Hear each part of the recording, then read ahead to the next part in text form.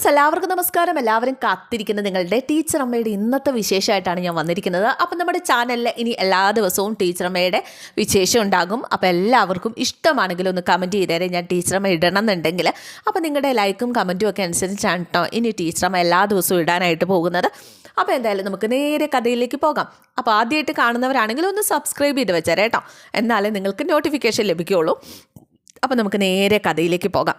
അങ്ങനെ നമ്മുടെ വീണയെ കെട്ടാൻ പോകുന്ന ചെക്കനും തമ്മിൽ ഇങ്ങനെ സംസാരിച്ചുകൊണ്ടൊക്കെ നിൽക്കുകയാണ്. അപ്പോൾ രണ്ടുപേരുടെ റൂട്ടും നല്ല ക്ലിയർ ആയിട്ട് ഇങ്ങനെ നിൽക്കുകയാണല്ലോ. രണ്ടുപേരും തമ്മിലുള്ള ആ ഒരു ഇഷ്ടവും അത് വീട്ടുകാർക്ക് രണ്ടുപേർക്കും പരസ്പരം അറിയുകയും കൂടി ചെയ്യുകയൊക്കെ ചെയ്യുമ്പോഴേക്കും അവരുടെ ആ ഒരു ഭയങ്കര സന്തോഷത്തോടു കൂടിയാണ് രണ്ടുപേരും എന്തായാലും വീട്ടിലേക്ക് പോവുകയാണ്. അപ്പോൾ അവളൊരു സ്കൂട്ടി ഒന്നും എടുത്തിട്ടില്ല.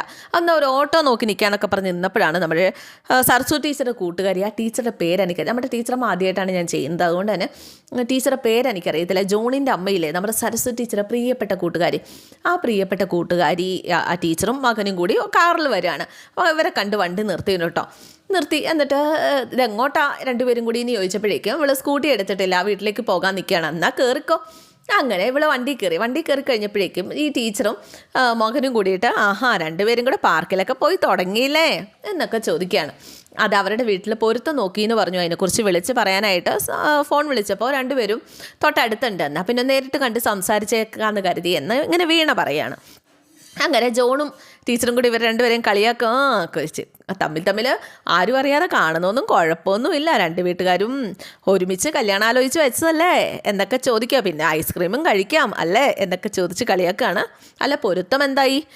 പൊരുത്തമൊക്കെ ഉണ്ടെന്നാണ് പറഞ്ഞത്. ജാതകം നോക്കിയ പണിക്കരെന്തോ ചെറിയൊരു പ്രശ്നം പറഞ്ഞു. പൊരുത്തം എന്തെങ്കിലും വേറെ എന്തോ മനുഷ്യഗണമായതുകൊണ്ട് ഞാൻ ശരിയാവില്ലെന്നോ എന്തൊക്കെയോ, ഞാൻ അസുരഗണമാണെന്നോ ആ ചേട്ടനെ ഭരിക്കുന്നോ എന്തൊക്കെയോ പറഞ്ഞു. അപ്പോഴേക്ക് ജോൺ പറഞ്ഞു, അത് സത്യമായിരിക്കും.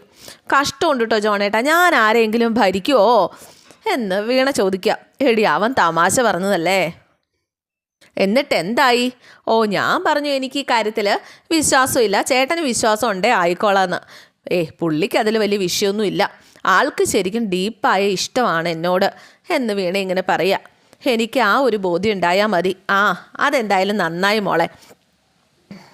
അവളെല്ലാം കണ്ട് തലയ്ക്ക് മുകളിൽ നിൽക്കുകയല്ലേ, നടക്കേണ്ടതേ നടക്കൂ എന്നാ ടീച്ചർ ഇങ്ങനെ പറയുകയാണ്. എന്തായാലും നമ്മുടെ ഈ ചക്കൻ്റെ വീടാണ് കേട്ടോ കാണിക്കേണ്ട. ചക്കൻ്റെ പേരൊന്നും എനിക്കറിയാൻ പാടില്ല. അതായത് നമ്മുടെ വീണയെ കല്യാണം കഴിക്കാൻ പോകുന്ന ചക്കൻ്റെ വീട്. അവരെല്ലാവരും ഫുഡൊക്കെ കഴിക്കുകയാണ്. ഇവ മാത്രം ഫുഡ് കഴിക്കാനായിട്ട് വന്നില്ലായിരുന്നു കേട്ടോ. ഏടാ, നിനക്ക് വൈകുമെങ്കിൽ ഒന്ന് വിളിച്ച് പറഞ്ഞൂടെ ഏടാ? നീ കൈ കഴുകിയിട്ട് വന്നിരിക്കുക. എനിക്ക് വേണ്ട, ഞാൻ കഴിച്ചിട്ടാണ് വന്നേ. പിന്നെ എനിക്ക് പൊരുത്തം കുറവാണ് എന്നും പറഞ്ഞിട്ട് വേറെ ഒരാലോചനയും നോക്കാൻ നിൽക്കണ്ട കേട്ടല്ലോ. കുറവുള്ള പൊരുത്തമൊക്കെ ഞങ്ങൾ ഉണ്ടാക്കിയെടുത്തോളാം, ഞാനതങ്ങ് സഹിച്ചു. നീ ഇപ്പം തന്നെ ഇത്രയൊക്കെ പറയാറായോടാ എന്ന് ചെറുക്കൻ്റെ അമ്മ ഇങ്ങനെ ചോദിക്കുക. കൊള്ളാടാ, കെട്ടുകഴിഞ്ഞ് വന്നാൽ പിന്നെ ഇവൻ എൻ്റെ അടുത്ത് ഇറങ്ങിപ്പോകാൻ പറയൂലോ, കൊള്ളാലോ ഇവൻ എന്നൊക്കെ പറഞ്ഞ അമ്മ. എടാ സന്തോഷേ, പെണ്ണിൻ്റെ മയക്കത്തിൽ വീണ പ്രശ്നമാവേ എന്ന് ആ ചേട്ടൻ ഉപദേശിച്ചു കൊടുക്കുകയാണ്. ഇവനൊന്നും വേണ്ടിയില്ല, അവൻ നേരെ അകത്തേക്ക് കയറി പോവാണ്. എന്തായാലും ചെറുക്കനൊരു മണകോണാഞ്ചനാണെന്ന് തോന്നുന്നത്, എനിക്ക് വലിയ ഇഷ്ടപ്പെട്ടൊന്നുമില്ല. എന്തായാലും പിന്നെ കാണിക്കുന്നത് പിറ്റേ ദിവസം രാവിലെ ഒരു സ്വാമി, ശബരിമലയ്ക്കൊക്കെ പോയിട്ട് വരുന്ന ഒരു സ്വാമി, ഇത് നമ്മുടെ ഈ വീണയെ കെട്ടാനിരിക്കുന്ന ചെറുക്കൻ്റെ ഏതോ ഒരു റിലേറ്റീവ് ആണെന്ന് തോന്നുന്നു. പുള്ളിക്കാരൻ വന്ന് രാവിലെ ആ മുറ്റത്ത് വന്ന് തുളസിത്തറയിൽ ഒരു കത്തിച്ച് തേങ്ങ ഉടയ്ക്കാണ് കേട്ടോ. അപ്പോൾ വീട്ടുകാരെല്ലാവരും ഉമ്മറത്തേക്ക് ഓടി വന്നു. ഇത് എവിടെന്നാ ഈ വരവ് എന്ന് ചോദിച്ചപ്പം ശബരിമലയിൽ നിന്ന് തന്നെ അയ്യപ്പനെ കൺകുളിർക്ക കണ്ടു തൊഴുതു. അതിന് സീസണൊന്നും അല്ലല്ലോ അളിയാ. അതെ, പ്രതിമാസ പൂജ നടക്കുകയല്ലേ, ഇന്നല്ലേ നടയടയ്ക്കൂ, അതുകൊണ്ടാണ് പ്രസാദമൊക്കെ ആയിട്ട് വന്നതാ. മലയിറങ്ങുമ്പോൾ ഉള്ളീന്നൊരു വിളിയെ വന്നു,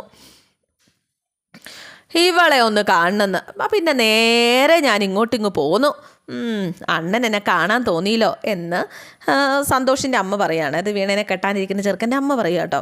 അതാണടി മണി രത്നബന്ധം, ഇത് പിടിക്ക്, ഉണ്ണി ചുട്ടരച്ചെടുക്കാം. എന്തായാലും ഈ മനുഷ്യൻ തിന്നുന്നൊക്കെ എവിടെ പോവാന്ന് അറിയത്തില്ല എന്നൊക്കെ സന്തോഷിൻ്റെ ചേട്ടത്തി അമ്മ കെട്ടിയവനോട് ഇങ്ങനെ പറയാണ്. എൻ്റെ ഭഗവമേ, അകത്ത് വല്ല കൊക്കോപ്പുഴും കാണും. എടി, മീൻ വാങ്ങിച്ചോടി, മീനൊന്നും കിട്ടിയില്ല. മീനൊക്കെ വിളിച്ചു പറഞ്ഞാൽ വീട്ടിൽ കൊണ്ടുവരില്ലേ? നല്ലതെന്തെങ്കിലും നീ ഒന്ന് വിളിച്ച് പറ. വ്രതം മുറിയുന്നത് കൊണ്ട് വായ്ക്ക് രുചിയായിട്ട് എന്തെങ്കിലും ഒന്ന് കഴിക്കണം. ആ, മലയാളം ഒന്നിന് അവിടെ നട തുറക്കുന്നതിന് അളിയൻ 2 ദിവസം വ്രതം പിടിച്ച് കാണും അല്ലേ? അല്ലല്ലല്ല, 41 ദിവസം കഠിന വ്രതമായിരുന്നു. ഒന്ന് അളിയാവുന്ന 5 ദിവസം പോലും പിടിച്ച് കാണില്ല. എന്നാ 10 ദിവസവും ഇനി കുറയ്ക്കരുത് അളിയാ. മണി, തേങ്ങ അരച്ച് വയ്ക്കാം, നല്ല മീനുണ്ടേ നോക്ക്. അല്ല അളിയാ, നിങ്ങളുടെ കെട്ടിയോളുമാർക്കൊക്കെ സുഖം തന്നെയാണോ? അളിയാ അതൊക്കെ അങ്ങോട്ട് പിഴച്ച് പൊക്കോളൂ അളിയാ എന്ന് പറയുകയാണ്. അപ്പോൾ ഒന്നല്ല, കെട്ടിയോളുമാർ പലതാണെന്ന് തോന്നുന്നു. അല്ല, അളിയൻ്റെ തീർത്ഥാടനമൊക്കെ പെണ്ണു വീടുകളിലേക്കുള്ള പോക്കാണെന്നാണല്ലോ ആ ഒരു പറച്ചിൽ. പിന്നെ അവളുമാർ ഒരുത്തുമാരും എന്നെ മുറ്റത്ത് കയറ്റത്തില്ലെന്ന് എനിക്കല്ലേ അറിയത്തുള്ളൂ. അപ്പം മണി പറഞ്ഞു, ഇവിടെ സന്തോഷിന് ഒരാലോചന വന്നിട്ടുണ്ട്. പെൺകുട്ടി ടീച്ചറാണ്, കൊച്ചിൻ്റെ അമ്മയും ടീച്ചറായിരുന്നു, മരിച്ചുപോയി. പണിക്കരുടെ ഗ്രഹനില നോക്കി എല്ലാം ചേർക്കാമെന്ന് പറഞ്ഞിട്ടുണ്ട്. പിന്നെന്താ, എന്തായാലും പെണ്ണ് കാണാനൊന്ന് പോകണം, അവരുടെ വീട്ടിലേക്കൊന്ന് വിളിച്ച് പറയണം, അത്രയൊക്കെ ഉള്ളൂ. എടാ, സൗകര്യപ്പെടുന്നൊരു ദിവസം നോക്കി അങ്ങ് പറ. അളിയാ, നമുക്ക് ഈ ഞായറാഴ്ച അങ്ങോട്ട് പെണ്ണ് കാണാൻ പോയാലോ? എന്തേ? ഞായറാഴ്ച നല്ല ദിവസമാണോ എന്നൊക്കെ പറഞ്ഞുകൊണ്ട് ഈ അളിയൻ ആലോചിക്കുക. ഈ ഞായർ ശുഭകാര്യങ്ങൾക്ക് നന്നല്ല, അന്ന് വേണ്ട. പോയി. എന്താ, പണിക്കരോട് വിളിച്ചു ചോദിച്ചാലോ നമുക്ക്? ഒരു പണിക്കരുത്, പെണ്ണ് കാണാനുള്ള സമയം പണിക്കരോട് ചോദിക്കേണ്ട കാര്യമുണ്ടോ എന്ന് കെട്ടിയും ചോദിക്കുകയാണ്. എന്ത് പറഞ്ഞാലും നിങ്ങളിങ്ങനെ മുടക്കം പറയല്ലേ, ഞാൻ പണിക്കരെ വിളിക്കാം എന്നും പറഞ്ഞു അമ്മ അങ്ങ് പോയി. ശുഭകാര്യങ്ങൾക്ക് സമയം നോക്കണം. കല്യാണത്തിൻ്റെ കാര്യത്തിൽ അളിയനൊരു റെഫറൻസ് പുസ്തകമായതുകൊണ്ട് അക്കാര്യത്തിൽ എനിക്കൊരു തർക്കവും ഇല്ല, നമുക്ക് അന്വേഷിക്കാം. അപ്പോഴേക്കും മണി തിരിച്ചു വന്നു.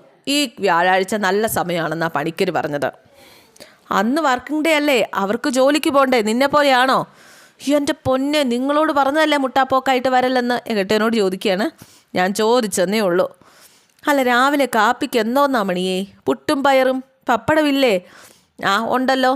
അപ്പം കാപ്പി കുടിച്ചിട്ട് കുളിക്കുക അല്ലേ? കുളിക്കാൻ കുറച്ച് വെള്ളം ചൂടാക്കി വെക്കുക. മല കയറി ഇറങ്ങിയതിൻ്റെ വേദന ശരീരമാസകലമുണ്ട്. കുളിച്ചിട്ട് നിവർത്തി കിടക്കുമ്പോഴേക്കും ഊണിൻ്റെ നേരമാകും അല്ലേ മണിയേ? അതൊക്കെ ആക്കാം. അണ്ണൻ എഴുന്നേറ്റ് കൈ കഴുകുക. സ്വാമിയേ ശരണയ്യപ്പ എന്നും പറഞ്ഞ് അകത്തേക്ക് കയറിപ്പോവാണ്. ഇത് ഉടായ്പ സ്വാമിയാന്ന് എല്ലാവർക്കും അറിയാം. എന്തായാലും മാമൻ കല്യാണത്തിൽ ഇടങ്കോലിടുമെന്നുള്ള കാര്യം ഉറപ്പാണ്. ഇതൊക്കെ കഴിഞ്ഞിട്ട് പിന്നെ കാണിക്കുന്നത് ഈ സന്തോഷ് ജോണിനെ വിളിച്ചിട്ട് ഈ ടീച്ചറമ്മയും ജോണും, അതായത് ടീച്ചറമ്മയല്ല, ടീച്ചറും ജോണിൻ്റെ അമ്മയും നമ്മുടെ ടീച്ചറമ്മയുടെ കൂട്ടുകാരുടെ ടീച്ചറും തമ്മിൽ കാണുകയാണ്. എന്നിട്ട് അവർ സംസാരിക്കുക. അതെ, പെണ്ണ് കാണാൻ വ്യാഴാഴ്ച 11 മണിക്ക് വരാമെന്നാണ് വിചാരിക്കുന്നത്. അന്ന് വർക്കിംഗ് ഡേ ആണല്ലോ, ശനിയോ ഞായറോ അല്ലേ രണ്ടാൾക്കും സൗകര്യം? അതൊക്കെ ശരിയാ, പക്ഷെ പണിക്കരോട് അമ്മ ചോദിച്ചു കുറിച്ച സമയമാണ്. പെണ്ണ് കാണലിനും ഡേറ്റൊക്കെ കുറിച്ച് തുടങ്ങിയോ? ജോത്സ്യന്മാരുടെ സമയമാണല്ലോ എന്നൊക്കെ ജോൺ കളിയാക്കാണ്. അതെ, അമ്മ ഏത് കാര്യത്തിനും പണിക്കരോട് ചോദിക്കും. അമ്മയുടെ ശീലം അങ്ങനെയാണ്. എല്ലായിടത്തും ഇങ്ങനെയൊന്നും അല്ല. പിന്നെ എന്ത് ചെയ്യാം, അമ്മയുടെ വിശ്വാസം. ഞങ്ങൾ വ്യാഴാഴ്ച രാവിലെ എത്തുമെന്ന് ഒന്ന് പറഞ്ഞിട്ട് പോകണം കേട്ടോ. വീണയുടെ വീട്ടിലൊന്ന് പറഞ്ഞേക്കണം. അതിനെന്താ, പറഞ്ഞേക്കാം. അല്ല, സന്തോഷം വരുന്നുണ്ടോ വീട്ടിലേക്ക്? അല്ല, നിങ്ങൾ എത്ര പേര് വരും? എല്ലാവരും ഇറങ്ങാമെന്ന് വെച്ചിരിക്കുക. പിന്നെ ഓരോരുത്തരായിട്ട് പിന്നെ കാണാൻ പോകണ്ടല്ലോ. അതെന്തായാലും നന്നായി, ഞങ്ങളിപ്പം തന്നെ അവിടെ കയറി പറഞ്ഞേക്കാം. എന്നാൽ ശരി ടീച്ചറെ എന്നും പറഞ്ഞിട്ട് അവരവിടെ നിന്ന് പോവാണ്. ഈ ജോണിന് പണ്ട് നമ്മുടെ വീണയോടൊരു ഇഷ്ടം ഉണ്ടായിരുന്നു. അത് നേരെ തുറന്നു പറഞ്ഞതാണ്. ഈ ചെറുക്കൻ്റെ ജോണിൻ്റെ അമ്മയ്ക്കും അതറിയാം. പക്ഷേ അന്ന് വീണ തിരിച്ചു പറഞ്ഞത് മഹേഷ് ഏട്ടനെ പോലൊരു ഏട്ടനായിട്ട് മാത്രമേ വീണ ഇവനെ കണ്ടിട്ടുള്ളൂ എന്ന്. അതോടുകൂടിയിട്ട് ആ ഒരു രീതിയിൽ മാത്രമേ വീണ ഇവൻ കണ്ടിട്ടുള്ളൂ കേട്ടോ. എന്തായാലും അത് തന്നെയല്ലേ അതിൻ്റെ ശരി. അമ്മയ്ക്ക് നല്ല വിഷമമുണ്ടല്ലേ എന്ന് ടീച്ചറിനോട് ജോൺ ചോദിക്കുകയാണ്. വീണ അത്ര നല്ല കുട്ടിയല്ലേ, അവൾ എൻ്റെ വീട്ടിൽ നിൻ്റെ പെണ്ണായിട്ട് വന്ന് കയറുന്നത് എനിക്ക് ഒത്തിരി സന്തോഷമായിരുന്നു. അത് സരസുവിനോട് പറയാൻ എനിക്ക് മടിയുള്ള ഒരാഗ്രഹമായിരുന്നു. നമ്മുടെ രണ്ടാളുടെ ഉള്ളിലിരിപ്പ് അത് നമ്മുടെ രണ്ടാളുടെ ഉള്ളിൽ തന്നെ ഇരിക്കട്ടെ എന്ന് പറയുക ജോണിനോട്. അപ്പോൾ ജോൺ പറഞ്ഞു, അതെ അമ്മേ, അതെ, നമ്മൾ അത് പുറത്ത് പറയണ്ട. അങ്ങനെ ടീച്ചർ വീട്ടിലേക്ക് വന്നു. ടീച്ചർ വീട്ടിൽ വന്നപ്പോൾ അവിടെ അവളുടെ വല്യച്ഛനും ഒക്കെ ഉണ്ട് കേട്ടോ. മാവനുണ്ടല്ലോ, വലിയ മാവനൊക്കെ ഉണ്ട് നമ്മുടെ വീണയുടെ, സരസ്വതിയുടെ ആങ്ങള. മാത്രമല്ല സരസ്വതിയുടെ മകൻ്റെ ഭാര്യ, അതായത് മഹേഷിൻ്റെ ഭാര്യയുണ്ട്, മൂത്ത വീണയുടെ ചേച്ചിയുണ്ട്, എല്ലാവരും ഉണ്ട് കേട്ടോ. എന്തായാലും ടീച്ചറിന് ചായയൊക്കെ കൊടുത്തിട്ട് ഇങ്ങനെ ഇരുന്ന സമയത്താണ് വീണ വന്നത്. മോളെന്താ താമസിച്ചത്? എനിക്ക് ഇടയ്ക്ക് കടയിൽ കയറണമായിരുന്നു. ആ അല്ല, വേറൊന്നുമല്ല, ഞങ്ങൾ വഴിക്ക് വെച്ചേ സന്തോഷിനെ കണ്ടായിരുന്നു. അവർ വീണയെ കാണാനായിട്ട് വ്യാഴാഴ്ച വരാമെന്നാണ് പറഞ്ഞത് 11 മണിക്ക്. വലിയ താല്പര്യമില്ലാതെയാണ് കേട്ടോ ഈ വീണയുടെ ചേച്ചിയും നാത്തൂനൊക്കെ ഇത് കേട്ടോണ്ട് ഇങ്ങനെ ഇരിക്കുന്നത്. മൈൻഡ് പോലും ചെയ്യുന്നില്ല. അന്ന് ക്ലാസ് ഉള്ള ദിവസമാണല്ലോ, അത് കുഴപ്പമില്ല, ഞാൻ സോമൻ സാറിനോട് സംസാരിച്ച് പെർമിഷൻ എടുത്തോളാം. ആ പിന്നെ രാധേ കേട്ടല്ലോ, വ്യാഴാഴ്ച 11 മണിക്ക് സന്തോഷിൻ്റെ വീട്ടുകാർ വരും കേട്ടോ. വിഷ്ണുവിന് എത്താൻ പറ്റുമോ? ഓ വിഷ്ണുവേട്ടന് പാടാകും. അല്ല, ഞായറാഴ്ചയായിരുന്നെങ്കിൽ എല്ലാവർക്കും സൗകര്യമായേനെ. അതെ, ഡേറ്റ് പണിക്കരെ കൊണ്ട് അവർ കുറിപ്പിച്ചതാ. പെണ്ണ് കാണാനും ഡേറ്റ് കുറിപ്പിച്ചോ? അവരുടെ വിശ്വാസം കുറച്ച് കൂടുതലാണല്ലോ. സന്തോഷിൻ്റെ അമ്മ സമയം നോക്കുന്ന ആളാണ് എല്ലാ കാര്യത്തിലും. ടീച്ചർ ഇരിക്കും, ഞാൻ ചായ എടുക്കാം എന്നും പറഞ്ഞ് വീണ പോകാനായിട്ട് തുടങ്ങിയപ്പോൾ ഇനി ഇരിക്കുന്നില്ല, ഞങ്ങളൊന്ന് പറഞ്ഞിട്ട് പോകാമെന്ന് കരുതി കയറിയതാണ്, ഞങ്ങൾ ഇറങ്ങട്ടെ എന്നാൽ എന്നും പറഞ്ഞുകൊണ്ട് ടീച്ചർ ഇറങ്ങുവാണ്. ഇറങ്ങാൻ തുടങ്ങുന്നതിന് മുമ്പ് പെട്ടെന്ന് വീണ ടീച്ചറുടെ കയ്യിലേക്ക് കയറി പിടിച്ചു കേട്ടോ. അപ്പം പെണ്ണ് കാണൽ മംഗളായിട്ട് നടക്കട്ടെ മോളെ, സുന്ദരിയായിട്ട് ഒരുങ്ങിയൊക്കെ തന്നെ നിൽക്കണം കേട്ടോ, വിഷ് ഓൾ ദ ബെസ്റ്റ് എന്നൊക്കെ പറഞ്ഞ് സരസ്വതി ടീച്ചർ ഇല്ലാത്ത ആ ഒരു സ്നേഹമാണ് ടീച്ചർ വീണയെ കെട്ടിപ്പിടിക്കുന്നത്. വീണയും കരയാണ് കേട്ടോ. ഇതൊക്കെ കണ്ടിട്ട് രാധയും മഹേഷിൻ്റെ കെട്ടിയോടുള്ള നാത്തൂനും കൂടെ അയ്യോ ഇരിക്കുന്ന ഒരു ഇരിപ്പ് കാണണം. അങ്ങനെ ജോണും ടീച്ചറും കൂടി അവിടെ നിന്ന് പോയി കേട്ടോ. വലിയ ഇഷ്ടമില്ലാതെയാണ് രാധേ നാത്തൂനോട് ഇങ്ങനെ ഇരിക്കുന്നത്. വേണയാണെങ്കിൽ സന്തോഷമുണ്ട്, ഉള്ളിൽ സന്തോഷമുണ്ട്, അമ്മയില്ലാത്ത സങ്കടത്തോടു കൂടി ഇങ്ങനെ നിൽക്കുകയാണ്. രാത്രിയിൽ വല്യമ്മാമ കുഞ്ഞിയുടെ റൂമിലേക്ക് വന്നു.